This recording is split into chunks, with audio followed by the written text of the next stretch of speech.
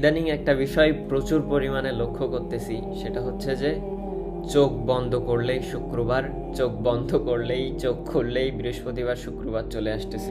এই কথা যে আমি একা বলতেছি বিষয়টা এমন না, অনেকের পোস্ট দেখলাম।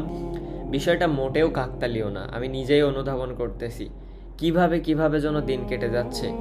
এই এখনো মনে আছে গত শুক্রবারে কখন নামাজে গেছিলাম, কি করতেছিলাম, দেখতে দেখতে কালকের দিন পর আবার শুক্রবার। তো মানে এই পরিমাণে যে সময় চলে যাচ্ছে আমাদের হাত থেকে দ্রুত, দিন শেষে একটা জিনিস মনে হয় যে আসলে নিজের জন্য বা আখিরাতের জন্য তেমন কিছু হয়তো বা আমরা করতেই পারলাম না। দুনিয়াবি চিন্তাধারা, এটা যাকেই বলি না কেন, আমি নিজেও দুনিয়াবি চিন্তাধারা বাদে আর কোনো কিছুই নেই। জানি না কি হবে, আল্লাহই ভালো জানে। আর অনেকেই বলতেছে এটা শেষ জামানার, বা এটা হচ্ছে যে শেষ জামানার আলামত আর কি, মানে কিয়ামতের আলামত, যে খুব তাড়াতাড়ি শুক্রবার আসবে, শুক্রবার চলে যাবে, দিন পার হবে।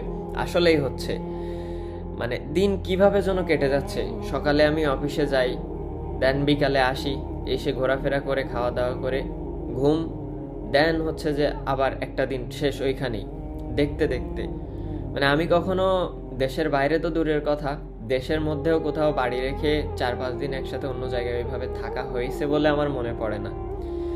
তো দেখতে দেখতে কেমন 44 দিনের মতো কেটে গেল, মানে ভাবা যায় 44 দিন, আর শুক্রবারগুলো কিভাবে কিভাবে পার হচ্ছে। তো আল্লাহ সবাইকে হেদায়েত দান করুক, এইটাই আমি চাই। আল্লাহ আমাকেও হেদায়েত দান করুক। জানি না দুনিয়াতে কতদিন আছি, তবে দিন শেষে যে আশা ভরসা ফ্যামিলির সাথে কাটানোর, তাদের সাথে একসাথে থাকার, এতটুকুই আর কি।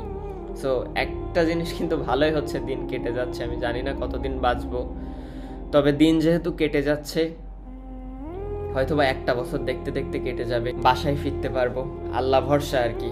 আপনারা দোয়া কইরেন, আপনাদের জন্য দোয়া থাকলো।